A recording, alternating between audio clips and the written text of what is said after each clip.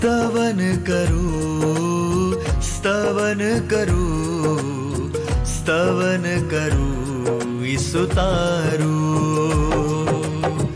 वचन सुनीने ग्रहण करूं सहु તેને પંથે ચાલું। સ્તવન કરું, સ્તવન કરું, સ્તવન કરું ઈસુ તારું। કેમ છો દર્શક મિત્રો? સ્તવન કાર્યક્રમમાં આપ સર્વનું સ્વાગત છે। તમે દરરોજ અમારી સાથે સ્તવન બાઇબલ અભ્યાસમાં જોડાવ છો તે બદલ આપનો ખૂબ જ આભાર। તમારા પ્રતિભાવો માટે પણ આભાર। મિત્રો, ગત સ્તવન કાર્યક્રમમાં આપણે જોઈ ગયા કે ઈશ્વરને મહિમા મળે એવી જીવનશૈલી આપણે અપનાવવી જોઈએ। આજના અભ્યાસમાં આપણે બીજા થેસાલોનિકીના અંત ભાગમાં આગળ વધીશું અને ત્રીજા અધ્યાયની 3 થી 18 કલમોનો અભ્યાસ કરીશું। તો ચાલો આ અભ્યાસની શરૂઆત કરીએ।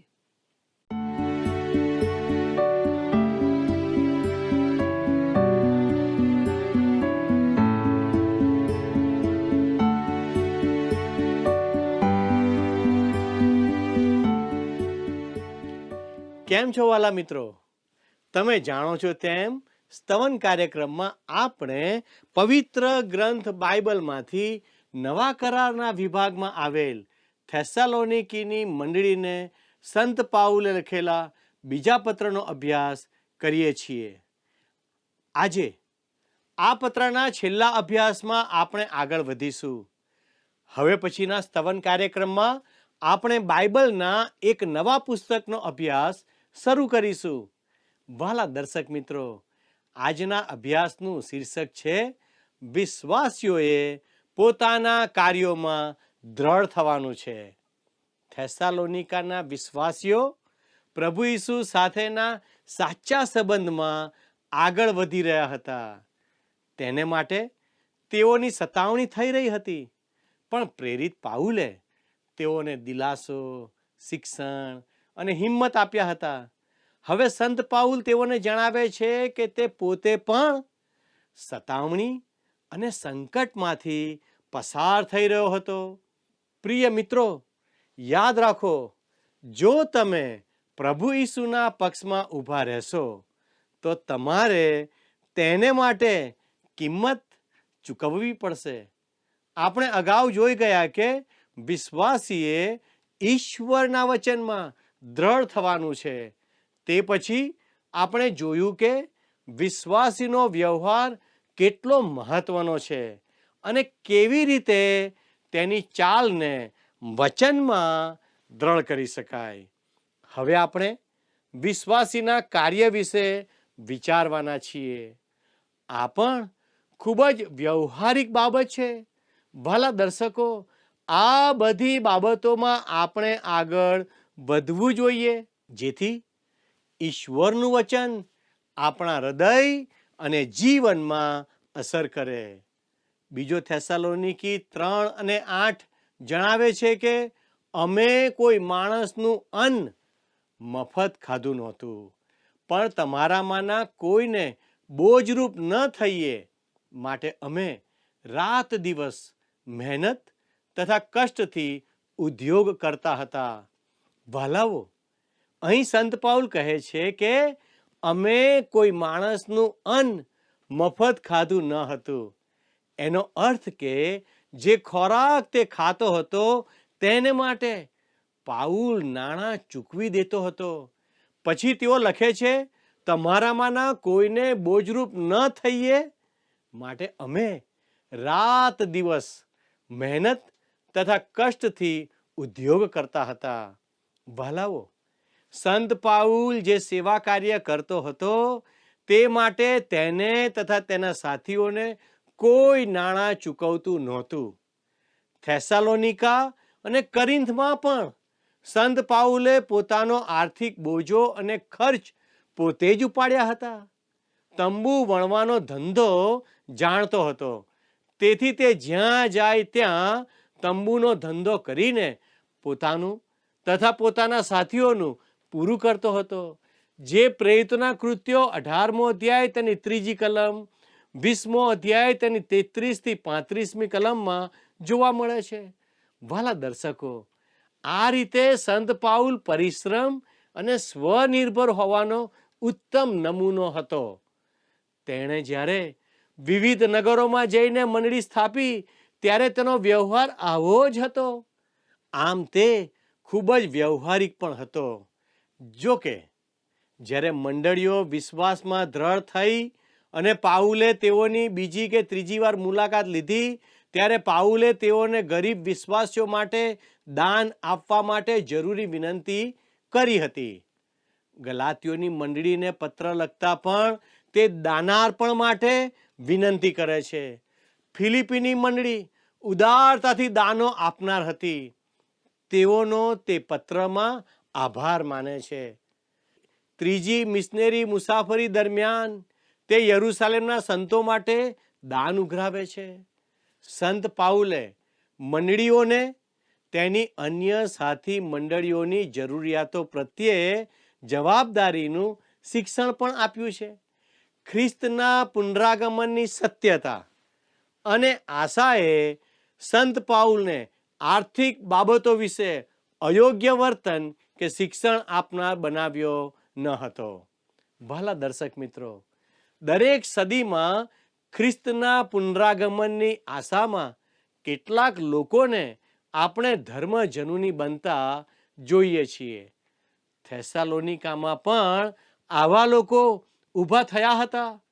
થોડા વર્ષો પહેલા ભારત, દક્ષિણ કોરિયા, યુરોપ અને અમેરિકામાં પણ આવા આગમન સંબંધી જનુની લોકો ઊભા થયા હતા. તેઓએ પોતાના ઘર, સરસામાન, મિલકત વગેરે વેચી દીધું અને સફેદ કપડાં પહેરીને ધર્મજનુની વાતાવરણમાં ધાબા પર ચડીને ખ્રિસ્તના આગમનની રાહ જોવા લાગ્યા હતા. પણ પછી તેઓ ભારે મુશ્કેલીમાં મુકાયા હતા. મિત્રો, શા માટે આપણે ધાબા પર કે પહાડ પર ચડી જવાનું? શા માટે સફેદ વસ્ત્રો પહેરવાના? પ્રભુ ઈસુ તો આપણને ગમે ત્યાંથી વાદળામાં પોતાની સાથે લઈ જશે. આપણને તો પ્રભુ રૂપાંતર કરીને આકાશી વસ્ત્ર આપશે. શા માટે મિલકતો વેચી દેવાની? શું નાણાં ઉપર લઈ જવાશે? જો તમે માનતા હો કે પ્રભુ પાછા આવી રહ્યા છે તો તેમને માટે જીવો ને સખત મહેનત કરો. તેમના સેવા કાર્યો, સાક્ષી અને સુવાર્તામાં વ્યસ્ત રહો. પ્રભુ આવી રહ્યા છે તો તેમને માટે મહેનત કરીને લણવા માટે ફસલ તૈયાર કરો. પુનરાગમનનો સિદ્ધાંત આપણને મહેનતુ અને ખ્રિસ્ત પ્રત્યે વધુ લાગણીશીલ બનાવે છે.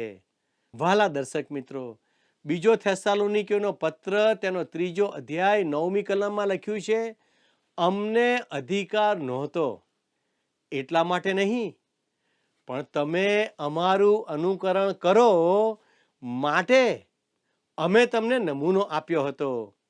અહીં સંત પાઉલ જણાવે છે કે તેણે પ્રેરિત તરીકે તેઓને પ્રભુ ઈસુ પરના વિશ્વાસમાં દોર્યા અને મંડળીમાં સ્થાપિત કર્યા.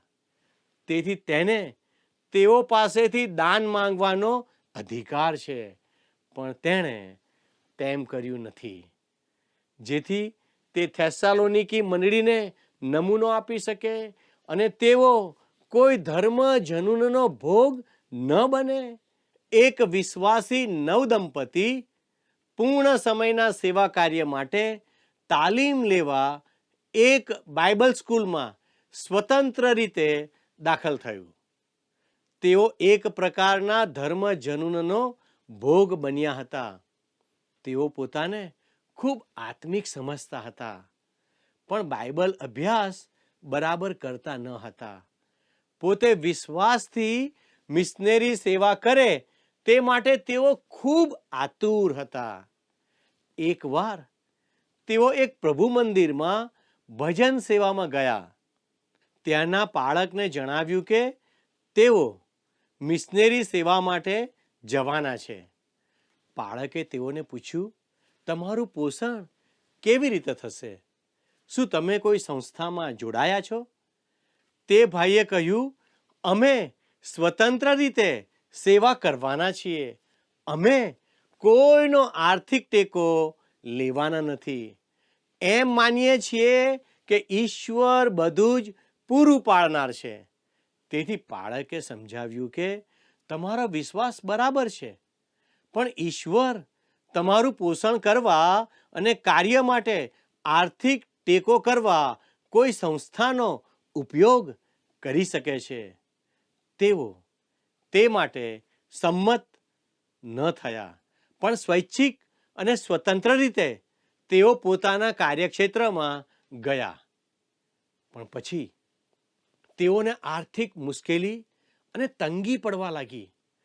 પતિ પત્ની વચ્ચે પણ તેથી તકરાર થવા લાગી. પરિણામે તેઓ પતિ પત્ની તરીકે ભેગા રહી શક્યા નહીં અને મિશનરી કાર્ય પણ કરી શક્યા નહીં. આમ તેઓ નિષ્ફળ થયા, કારણ તેઓનું વલણ મૂર્ખતાભર્યું અને ધર્મજનુની હતું. પરંતુ સંત પાઉલ તો મિશનરી કાર્યમાં ખૂબ જ વ્યવહારિક હતો. તેણે પોતાના હાથે ધંધો કરીને પોતાનું તથા સાથીઓનું પોષણ કર્યું અને ઉત્તમ નમૂનો આપ્યો. હવે પછીની કલમમાં તે વિશે વધુ કહે છે, તે ધ્યાનથી નિહાળો. બીજો થેસાલોનિકી 3:10 આ પ્રમાણે છે, કેમ કે અમે તમારી પાસે હતા ત્યારે પણ અમે તમને એવી આજ્ઞા કરી હતી કે જો કોઈ માણસ કામ ન કરે તો તેને ખવડાવવું પણ નહીં. વાલા મિત્રો, જે વિશ્વાસી પ્રભુ ઈસુના પુનરાગમનની રાહ જુએ છે તે સ્વપ્ન જોતો નથી, તે તો એક કાર્યકર છે. કામ નહીં તો ખોરાક નહીં, એવો નિયમ સંત પાઉલે કર્યો હતો. જો કોઈ માણસ કામ ન કરે તો તેને ખવડાવવું પણ નહીં, એટલે કે તેણે ખાવું પણ નહીં. એક બાઇબલ કોલેજમાં અભ્યાસ કરતા 2 જુવાનોને એવું લાગતું હતું કે તેઓ સંપૂર્ણ પવિત્ર અને સંત છે. એક દિવસે તેઓ આખો દિવસ કોઈ જમણ પર આવ્યા નહીં. તે કોલેજના ડીને તપાસ કરી તો તેઓ પોતાના રૂમમાં બેસી રહ્યા હતા અને આકાશ તરફ જોઈ રહ્યા હતા. ડીને તેઓને પૂછ્યું તો તેઓ બીમાર પણ ન હતા. તેથી ડીને પૂછ્યું, આજે તમે જમ્યા કેમ નહીં? તો તેઓ બંને બોલ્યા, અમે તો પ્રભુ ઈસુ પર વિશ્વાસ કરીએ છીએ. પ્રભુ અમને જમવા માટે કહે તે માટે તેમના શબ્દોની અમે રાહ જોઈએ છીએ.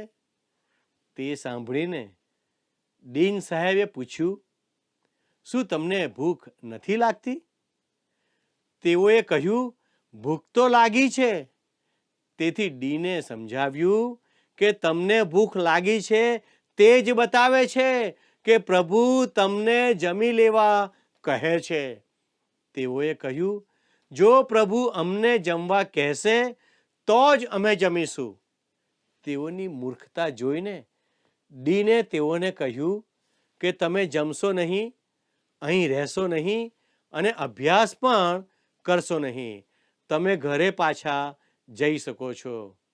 જોયું ને મિત્રો, વિશ્વાસી જીવનમાં અને ખાસ કરીને પુનરાગમનની આશાની બાબતમાં કોઈ પણ પ્રકારના ધર્મજનૂનને સ્થાન નથી.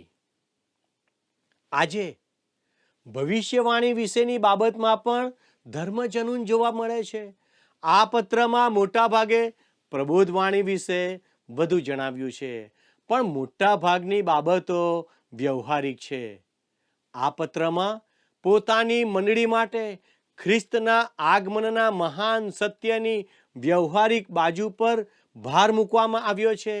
ભવિષ્યવાણી વિશે જનૂની બનવું તે એક બાબત છે, જ્યારે તે ભવિષ્યવાણીના સત્યને માનવું અને પૃથ્વી પરના જીવનમાં લાગુ કરી જીવન જીવવું, જેથી તે વ્યવહારિક અને કાર્યરત બને છે, તે જુદી જ બાબત છે.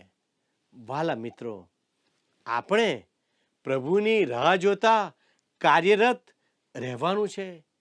એક વાડીના માલિકે એક દંપતીને વાડીની જાળવણી કરવાનું કામ સોંપ્યું હતું. તે માલિક તો દૂર રહેતો હતો, પણ આ માળી દંપતી વાડીને ખૂબ જ લીલીછમ અને સુંદર રાખતા હતા. આ વાડીની સુંદરતા અને ફળદ્રુપતા જોઈને એક મુસાફરે વાડીની મુલાકાત લીધી અને કહ્યું, તમે વાડીને ખૂબ જ સુંદર રાખો છો. તમારા માલિક ક્યારે જોવા આવે છે? માળીએ કહ્યું, ભાગ્યે જ મારા માલિક આવે છે. મુસાફરે પૂછ્યું, છેલ્લે ક્યારે તમારા માલિક આવેલા?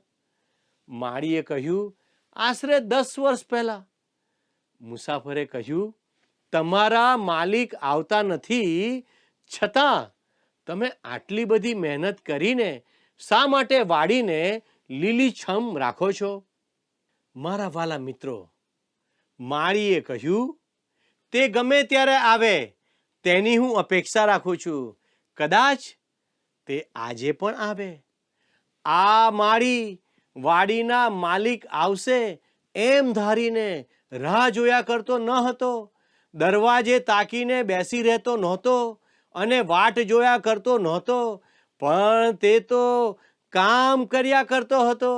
તે વાડીને સુંદર અને ફળદ્રુપ બનાવવા બધા જ પ્રયત્નો અને મજૂરી કર્યા કરતો હતો અને કામમાં વ્યસ્ત રહેતો હતો. વાલા દર્શક મિત્રો, સંત પાઉલ આ પત્રમાં કહેવા માંગે છે કે પ્રભુ પાછા આવે છે. તે સત્યને ધ્યાનમાં રાખીને આપણે પ્રભુના કાર્યમાં મચ્યા રહેવાનું છે. તેથી જ તે લખે છે કે જો કોઈ માણસ કામ ન કરે તો તેને ખવડાવવું પણ નહીં. થેસાલોનિકાની મંડળીમાં કેટલાક ધર્મજનોની ઊભા થયા હતા. તેઓ નવરા બેસી ગયા હતા અને પ્રભુના આગમનની રાહ જોવામાં જ તેઓ સર્વ સમય વિતાવી રહ્યા હતા. સંત પાઉલ કહે છે કે તેઓને ખવડાવશો નહીં, તેઓને કામ કરવા દો. હવે બીજો થેસાલોનિકી 3:11 સંત પાઉલ શું કહે છે તે ધ્યાનથી નિહાળો. કેમ કે તમારામાંના કેટલાક સ્વચ્છંદીપણે ચાલે છે. તેઓ કોઈ ઉદ્યોગ કરતા નથી, પણ ઘાલમેલ કરે છે, એવું અમારા સાંભળવામાં આવે છે. વાલાઓ, અહીં સંત પાઉલ આપણને મંડળીની સ્થિતિ જણાવે છે. મંડળીમાં એવા માણસો હતા કે જેઓ કોઈ રચનાત્મક કાર્ય કરતા ન હતા. તેઓ ઈશ્વરના વચનના અભ્યાસમાં રસ ધરાવતા ન હતા, પણ તેઓ વ્યસ્ત હતા. તેઓ પોતે વ્યસ્ત રહીને મૂર્ખ બનતા હતા અને મંડળીમાં મુશ્કેલીઓ ઊભી કરતા હતા. વાલા મિત્રો, એવું કહેવાય છે કે એક સડેલી કેરી આખો ટોપલો બગાડી નાખે છે અને એક માખી સુગંધિત અત્તરને બગાડી નાખે છે. એમ જ એક ધર્મજનૂની માણસ મંડળીના ઘણા લોકોના આત્મિક જીવનને નુકસાન પહોંચાડી શકે છે. તેથી જ સંત પાઉલે અગાઉ કહ્યું હતું કે જેઓ સ્વચ્છંદતાથી ચાલે છે તેઓથી દૂર રહો. તેઓ તેમના મનની વ્યસ્તતામાં હોય છે. તેઓ ઉધઈ જેવું કાર્ય કરે છે અને મંડળીને બગાડી નાખે છે. બીજો થેસાલોનિકી 3:12 જણાવે છે, હવે એવા માણસોને આપણા પ્રભુ ઈસુ ખ્રિસ્તને નામે અમે આજ્ઞા કરીએ છીએ તથા સલાહ આપીએ છીએ કે તેઓ શાંતિથી ઉદ્યોગ કરીને પોતાનું રળેલું ખાય. આ બાબત બહુ આત્મિક કે બહુ સૈદ્ધાંતિક લાગતી નથી, પણ તે વ્યવહારિક ચોક્કસ છે. ખરું ને મિત્રો?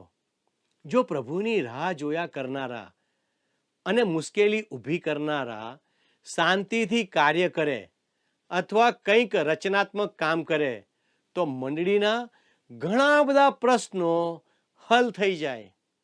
ઘણીવાર એવું જોવા મળે છે કે મંડળીમાં જે સૌથી વધારે મુશ્કેલી ઊભી કરનાર હોય છે તે સૌથી ઓછો ફાળો અથવા ઓછી સેવા આપનાર હોય છે.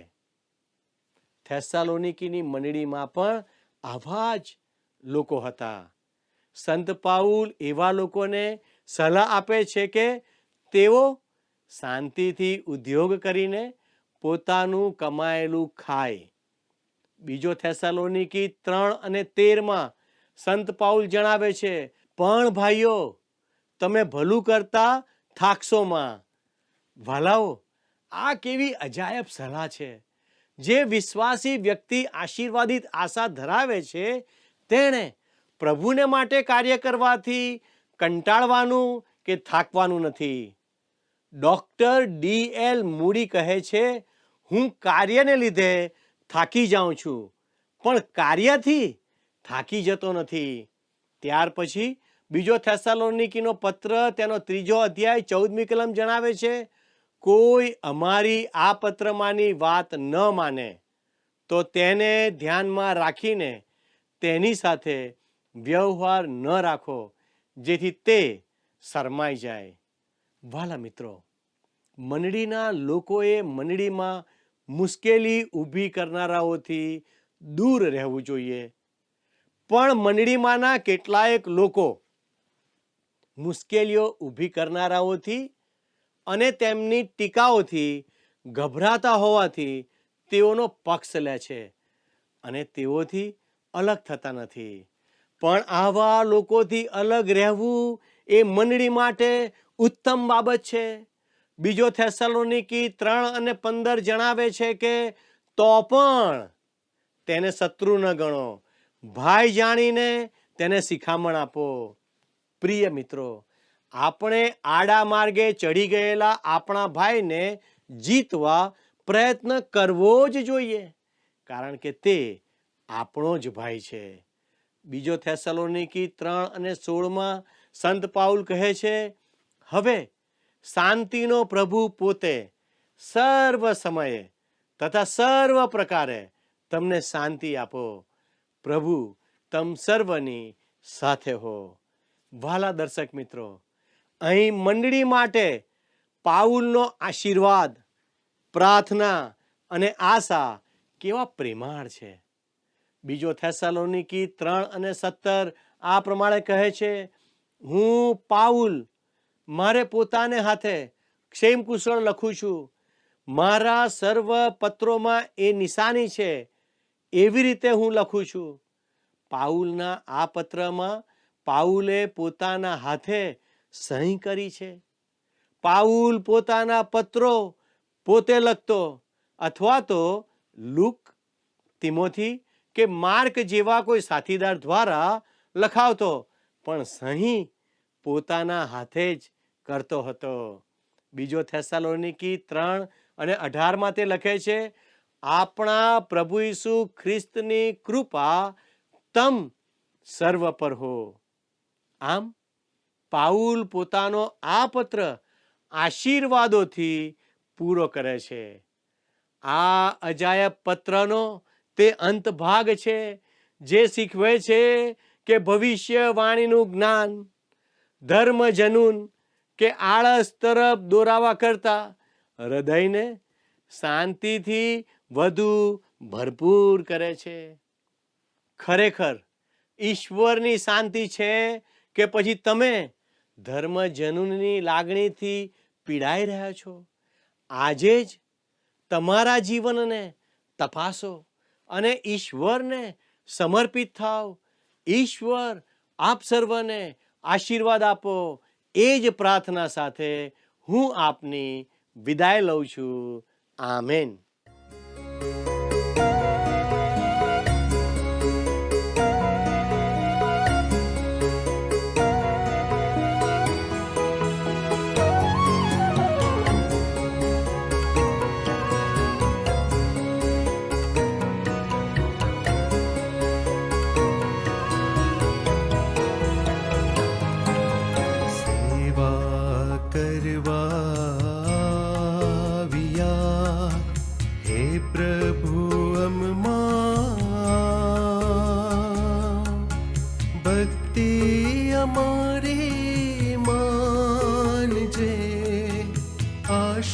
आशीष सब पर ला,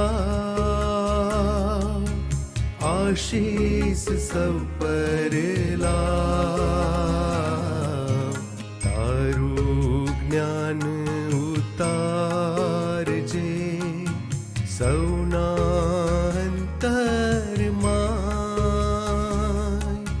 તુજ ગમ મનડું વાળજે હમણાં અને સદાય, હમણાં અને સદાય. સેવા કરવા આવ્યા હે પ્રભુ અમમાં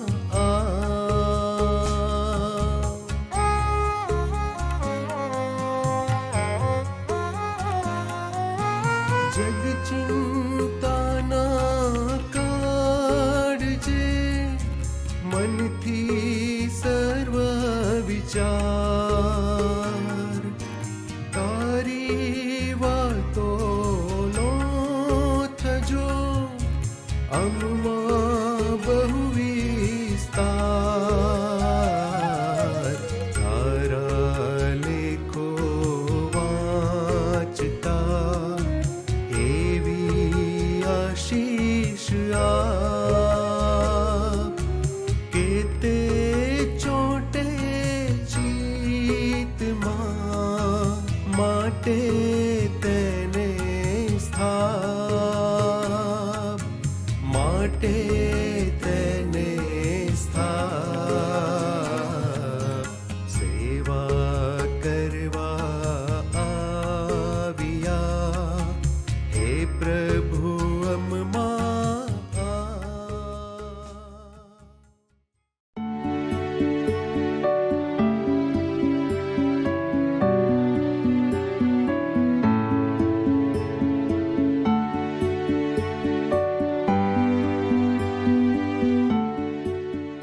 પ્રિય મિત્રો, આજના પાઠમાંથી આપણને શીખવા મળ્યું કે વિશ્વાસી તરીકે આપણે રાત દિવસ સખત મહેનત કરવી જોઈએ. તે સાથે આપણે નિંદાખોરોથી દૂર રહેવાનું છે અને ધર્મજનોની બનવાનું નથી. આપણે પોતાના હૃદયને શાંત રાખતા શીખવાનું છે. શું તમે એક વિશ્વાસી વ્યક્તિ તરીકે આમ કરવા પ્રયત્ન કરશો? વાલા મિત્રો, આજની આપણી બાઇબલ ક્વિઝનો પ્રશ્ન છે, કઈ મંડળી ઉદારતાથી દાન આપતી હતી? એ એફેસસ, બી ફિલિપી, સી કરિન્થી, ડી થેસાલોનિકી. મિત્રો, ગત પ્રશ્નનો જવાબ છે એ સ્થિર. મિત્રો, આજનો કાર્યક્રમ તમને કેવો લાગ્યો તે અમને જરૂરથી જણાવશો.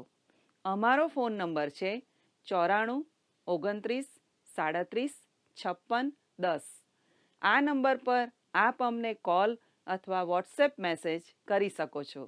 ઈશ્વર તમારી સાથે રહે. આમેન. શું તમને આ કાર્યક્રમ ગમ્યો? અત્યારે જ અમને મિસ કોલ કરો.